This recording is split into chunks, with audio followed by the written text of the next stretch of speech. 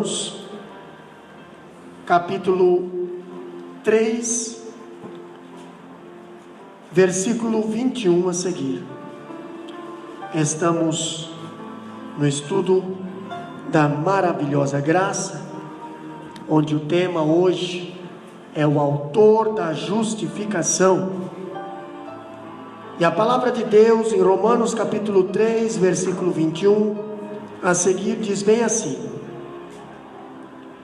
mas agora se manifestou sem a lei a justiça de Deus, tendo testemunho da lei e os profetas, isso é, a justiça de Deus pela fé em Jesus Cristo para todos os e sobre todos os que creem, porque não há diferença, porque todos pecaram e destituídos estão da glória de Deus, sendo justificados gratuitamente pela sua graça, pela redenção que há em Cristo Jesus, ao qual Deus propôs para propiciação pela fé no seu sangue, para demonstrar a sua justiça pela remissão dos pecados dantes cometidos sob a paciência de Deus, para demonstração da sua justiça neste tempo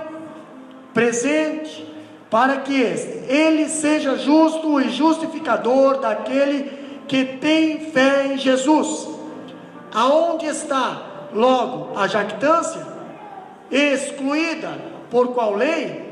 Das obras? Não mais pela lei da fé. Concluímos, pois, que o homem é justificado pela fé sem as obras da lei. Porventura Deus somente dos judeus? E não é também dos gentios? Também dos gentios, certamente.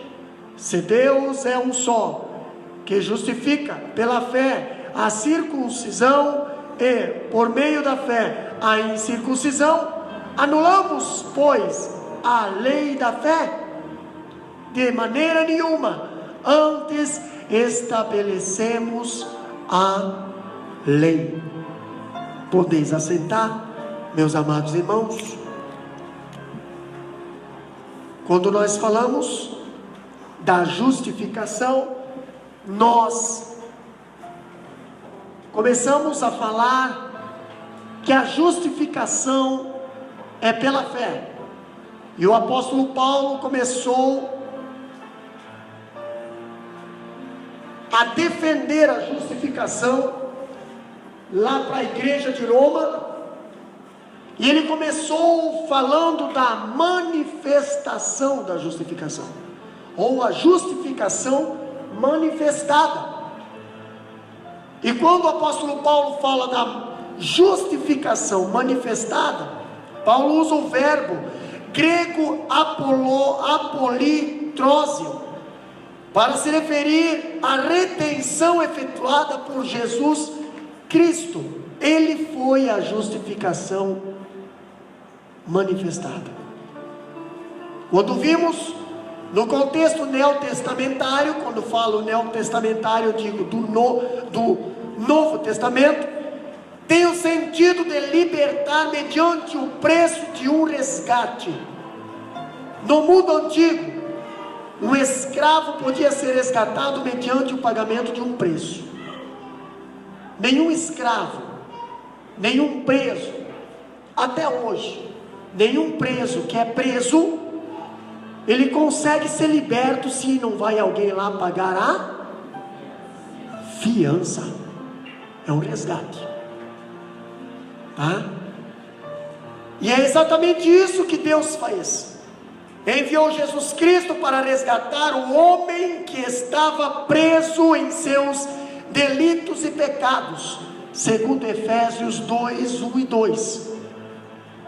Tanto judeu como gentios deveriam ser conscientizados dessa realidade. Ninguém pode se auto-libertar. Ou tem alguém aqui que consegue se libertar do pecado sozinho?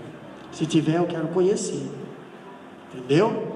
Mas, e quando falamos da justificação manifestada, nós vamos continuar o estudo de terça-feira passada, falando hoje sobre um prisioneiro que é libertado.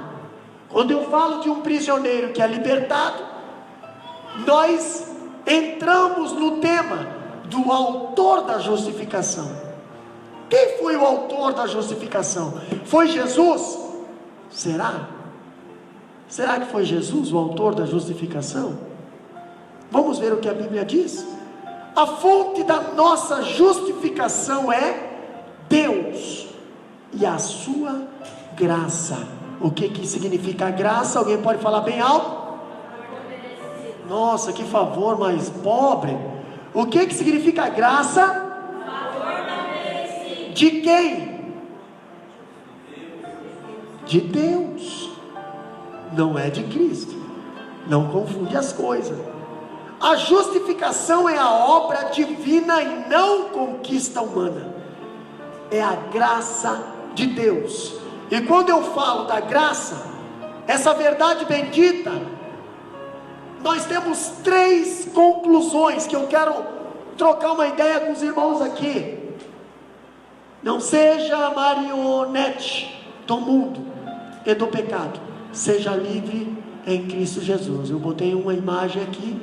Quando nós estávamos no pecado, nós era marionete.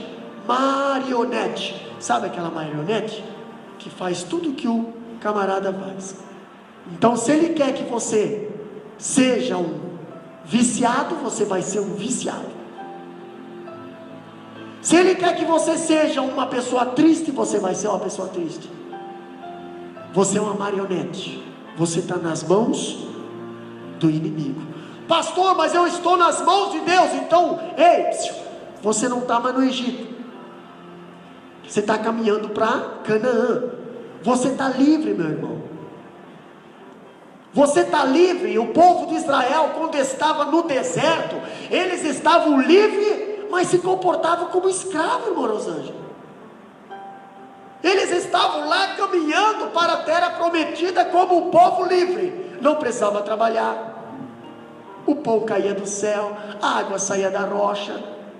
Deus dava sombra, Deus dava fogo na nuvem para aquecer eles de noite. O calçado, as roupas cresciam conforme eles cresciam, não envelheciam. Eles eram livres, mas sabe o que acontecia? Primeira dificuldade que acontecia, eles queriam voltar a ser escravo. Eles se lembravam que lá no Egito era melhor. Lá no Egito nós era escravo, mas nós, sei lá, não sei o que eles achavam que era melhor no Egito, apanhando todo dia para fazer tijolo, né? Era tão difícil obedecer Deus, obedecer aqueles 10 mandamentos só, era tão difícil. Não precisava fazer mais nada, a não ser só obedecer aqueles 10 mandamentos. E pronto. Não ter outros deuses, não adorar ídolos, não enganar o seu irmão, amar o próximo, não adulterar, não matar, e aí vai. Só 10. Não, mas é muito difícil. 10. Vamos voltar para o Egito. Eu quero voltar a ser marionete. Eu quero voltar a ser escravo. Ei, Deus te chamou e te libertou. Coloca isso na tua cabeça. Seja um crente consciente do lugar onde Deus te colocou. Você é livre. Não se comporte como escravo. Não ande como escravo. Não fale como escravo. Não coma como escravo. Você é livre. Na tua mesa sempre vai haver abundância. Entendeu?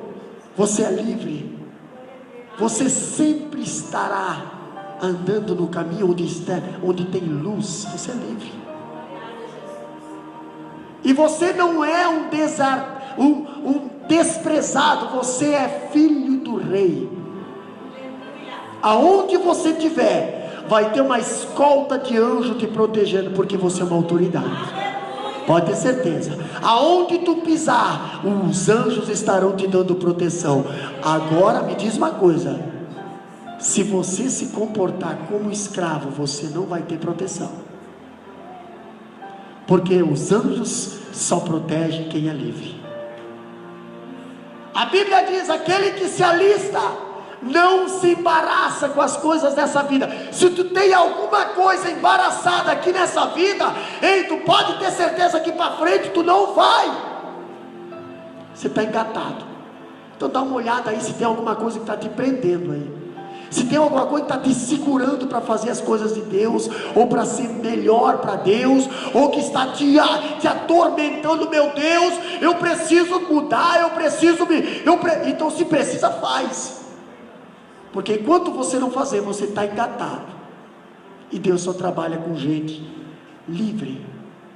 Se você não quiser se desengatar dos embaraços, nem Deus não consegue cortar os teus embaraços. A decisão é nossa.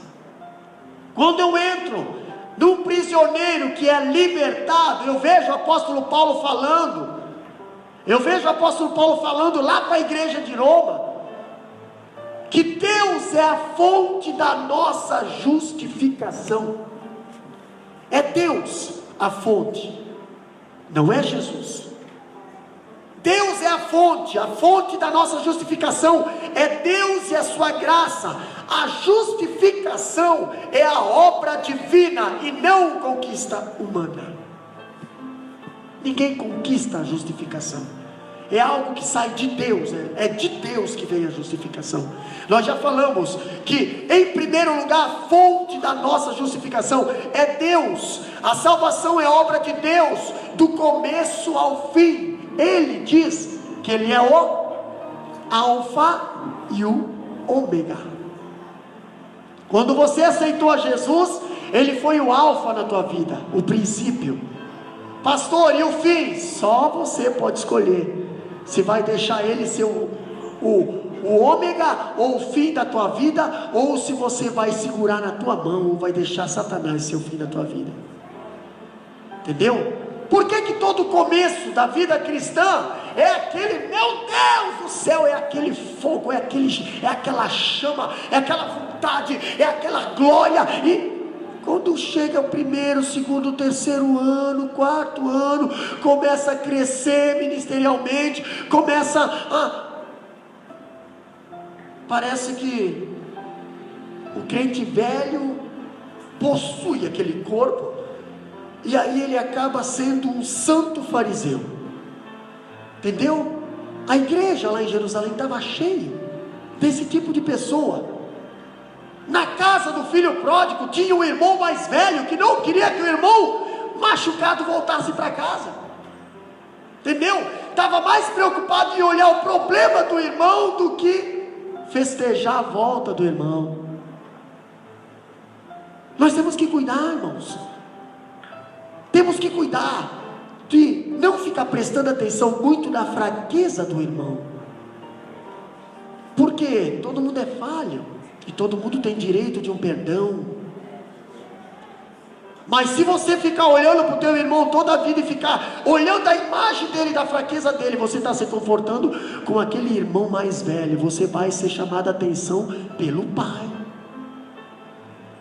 O pai vai dizer bem assim: você está o tempo todo na minha casa e não festeja com o cabrito. O teu irmão saiu, voltou e festejou o cabrito, e você está todo dia aqui e não aproveita. Por quê? Porque só se preocupa com a fraqueza do irmão. Quando eu vejo a justificação, que é a fonte, é Deus, eu vejo que não foi Jesus Cristo quem tomou a iniciativa, no sentido de fazer algo que o Pai relutava ou não estava disposto a fazer. Não há dúvida de que Cristo veio por sua própria vontade e se entregou gratuitamente. Mesmo assim, Ele fez em submissão e iniciativa do Pai. Foi o Pai que fez o plano da salvação. Jesus se colocou como voluntário, mas foi o Pai que fez o plano da salvação. Quando eu vejo, em segundo lugar, algo interessante, lá num prisioneiro que é libertado, A graça que nos justifica, ela não é barata. O que é graça? O que é graça? É um favor. Quando você vai fazer alguma coisa para alguém, e aí você vai lá, how much? Tipo no inglês, né? Mas vamos falar no português, né? Quanto custou o seu trabalho? E o camarada, ele diz bem assim, não é nada não, é de graça. É de graça, né? É de graça. Talvez você mereceria, né? Porque talvez você já fez um favor, então alguém vai fazer um favor para ti. Então tipo assim, uma mão lava a outra, beleza. Mas agora um prisioneiro, um criminoso chamado Barabás, matava, roubava, assaltava, não tinha dó de ninguém. Agora chega um inocente que nem conhecia ele e diz bem assim: ô Barabás, presta atenção aqui, ô Barabás, eu vou morrer no teu lugar, pode sair, eu vou morrer no teu lugar. Mas você nem me conhece. Pois é, mas eu vou morrer no teu lugar. Mas você nem sabe que eu sou. Eu sei, mas eu vou morrer no teu lugar. Mas quanto é? Porque hoje para você lá no Brasil é pior, né? Lá no Brasil tu vai lá e paga o juiz te dá a sentença e pronto, tá liberto.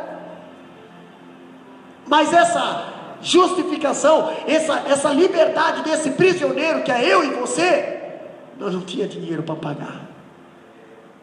Porque a vida de Cristo não tem preço que pague. E Ele foi lá e morreu por nós e disse bem assim: de graça eu dei, e de graça dai também. De graça eu dei, de graça dai também. Entendeu? Então se você foi amado, perdoado, faça também. Se você foi ajudado, ajude também. Aliás, ajude para ser ajudado, né? Tem gente que gosta de ajudar, mas quando é para... Tem gente que gosta de ser ajudado, mas quando é para ajudar não faz nada, né? Tem gente que quando está na dificuldade, eu quero ajuda, mas quando vê alguém na dificuldade, corta caminho, não fala nada, fica quieto, né? Isso envolvendo entre os irmãos, não estou falando igreja, não estou falando lá fora, estou falando entre os irmãos aqui, estamos falando da igreja aqui, estamos falando da família, aqui é culto de ensino. Jesus, Ele foi de graça morrer por nós, e quando eu vejo que a graça que nos justifica, ela não é barata. A graça que não justifica o pecador não é barata, ela custou tudo para Deus.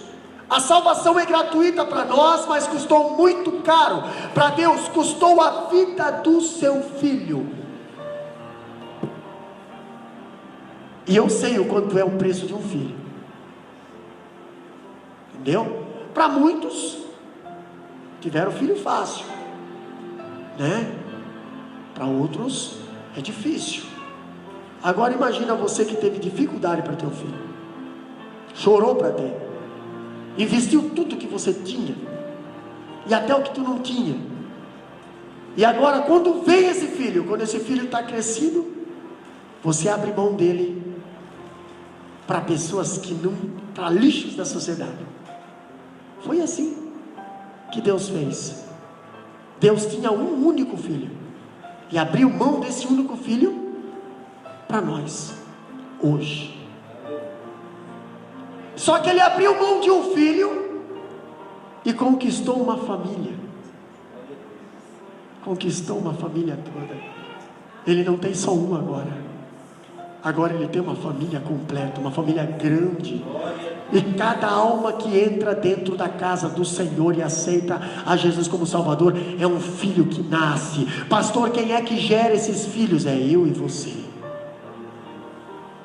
Filhos espirituais. Quando eu vejo a justificação, que não é de graça, eu vejo o preço pago na cruz, não foi ouro e nem prata, mas o sangue de Jesus. Atos 20, 28 diz bem assim, Ele resgatou com o seu próprio sangue.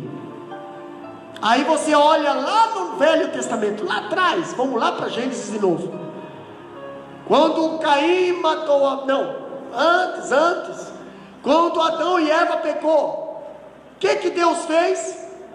Matou um animal, derramou sangue, para cobrir a nudez de Adão e Eva. Para cobrir. O que é cobrir, pastor? Cobrir é tapar. Por que tapar, pastor? Porque Deus, ele não conseguia olhar para o homem, ele estava em pecado. Então toda vez que o homem pecava, ele tinha que pegar e matar um carneiro, um cordeiro, para cobrir, para que aquele sangue fosse apresentado lá no altar e fosse coberto. Aquela pessoa, coberto não é limpo, coberto. Até quando? Até que a profecia de Gênesis se cumprisse. Virá um da semente da mulher, que esse esmagará a cabeça da serpente, e ela lhe morderá o calcanhar. A mordida do calcanhar era a morte de cruz, era o derramamento de sangue, mas o esmagar a cabeça era a morte de Jesus e a ressurreição. E o sangue, pastor, era a nossa salvação. É esse sangue que hoje nos limpa de todo o pecado. Quando eu vejo a salvação, ela não foi de graça. Eu vejo em 1 Pedro 1, 18 e 19, falando bem assim, sabendo que não foi com coisas corruptíveis. Embora hoje muitas pessoas querem ganhar o céu com coisas corruptíveis. Irmãos, o céu você só conquista através da fé e sacrifício. Entendeu? Fé e sacrifício. Quando eu vejo, a Bíblia fala de 1 Pedro 1, 18 e 19, sabendo que não foi com coisas corruptíveis, como prata e ouro, que fosses resgatados da nossa vã maneira de viver, que por tradição recebesse de vossos pais. Quantos católicos hoje são católicos sem saber o porquê que são católicos? Por causa que receberam dos seus pais uma tradição. Quantos filhos de cristãos são cristãos hoje e não sabem por que são cristãos? Quando chega a 18, 19 anos, saem da igreja. Por quê? Porque nunca ensinaram o caminho do céu, só fizeram decorar o caminho da igreja. Esse é o erro, meu irmão. Estamos sendo cristão por tradição. Deus não quer crente tradicional. Deus quer crente comprometido. Por isso que a Bíblia fala. A Bíblia fala lá no versículo 18: da vã maneira de viver que por tradição recebesse dos vossos pais, mas com o precioso sangue de Jesus Cristo, como de um carneiro imaculado e incontaminado. Isso quer dizer puro. Tinha que ser puro, tá? Aí nós vemos em terceiro lugar, nós vemos que a justiça não pode ser merecida nem conquistada. Paulo usa uma espécie de redundância ao afirmar que somos justificados gratuitamente pela sua graça. Segundo o capítulo 13, 24 de Romanos. Não obtemos essa graça por mérito. Ninguém vai entrar no céu por mérito. Ninguém vai ser salvo por, pastor, eu fiz um ato de bravura. Não, esquece. Não obtemos por mérito. Não compramos essa graça com dinheiro. Não adianta você vir tentar barganhar. Não adianta você vir tentar negociar. Não adianta. O jovem rico saiu decepcionado quando ele chegou para Jesus e disse assim: mestre, o que eu faço para herdar a vida eterna? Aí o que Jesus falou? Jesus sabe, conhece qual é o desejo do nosso coração. Jesus fala bem assim: vai e vende dos teus bens. Vai e vende os teus bens. Se desfaz de todos os bens. Meu Deus, se Jesus chegasse a falar hoje para certas pessoas, misericórdia, sai da igreja na hora. Entendeu? sai da igreja na hora. Por quê? Porque o coração está nos bens. Faz qualquer coisa por causa dos bens. Se der uma crise, se mata. Jesus não queria os bens. Jesus só queria saber aonde ele estava, se era antes dos bens ou depois dos bens. E o jovem rico, quando o jovem falou bem assim, Jesus perguntou para ele: escuta, tu conhece os mandamentos? Conheço. Oxe, estou fazendo teologia, sou formado, tenho até anel, sou PhD, sou bacharel, sou réu, li aí, e eu sou filho de tal, sou fulano de tal, sou presidente de tal, sou ministério de tal, e aí? Então você conhece a lei? Conheço. Então tá bom, vamos ver se você vive a lei. Vai e vende todos os teus bens e reparte com os pobres.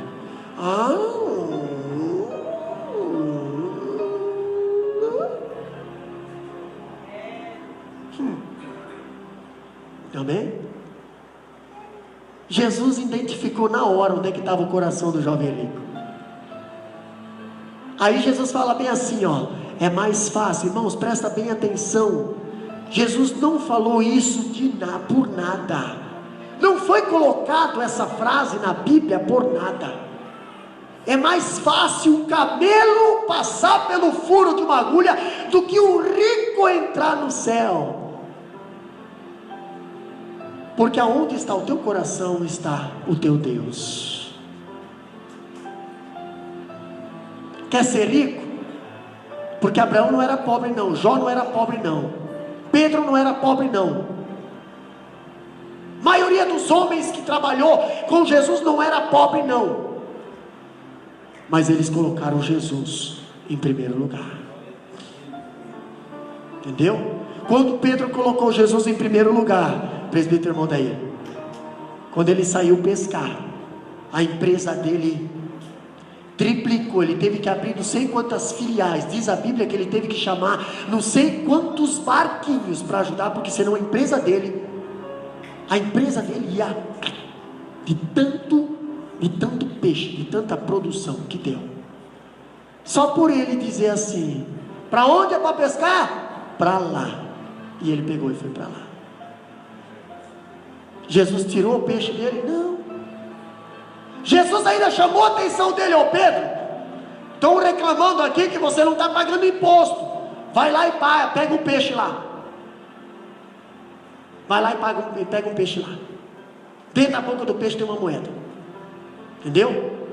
Dá a César o que é de César, mas não esquece de dar a Deus o que pertence para Deus. Caso contrário, não vai ter peixe no teu barquinho. Vai estar sempre vazio o teu barquinho. Você vai gastar gasolina para sair pescar e vai voltar com o teu barquinho vazio. Por quê? Por causa disso. A salvação não é de graça. Paulo, ele fala, ele chama a atenção. Quando eu vejo Paulo chamando a atenção dos romanos, eu vejo também, meus irmãos, outra coisa, na justificação manifestada, um inocente que é culpado. Nós vemos um inocente, um culpado que foi inocentado, que é nós. Agora nós vamos falar de um inocente que foi culpado. Entendeu? É fácil falar de um culpado que foi inocentado. Agora é difícil falar de um inocente que foi culpado.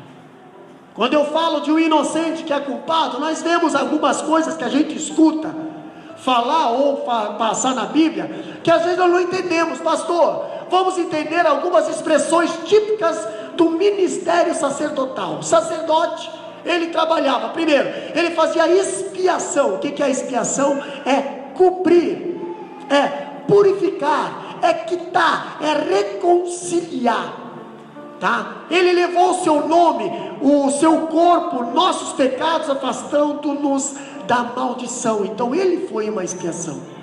Quando nós falamos da propiciação, o que é propiciação? Pastor, propiciar é juntar, ser favorável, reconciliar. Quem foi a propiciação? Foi Cristo.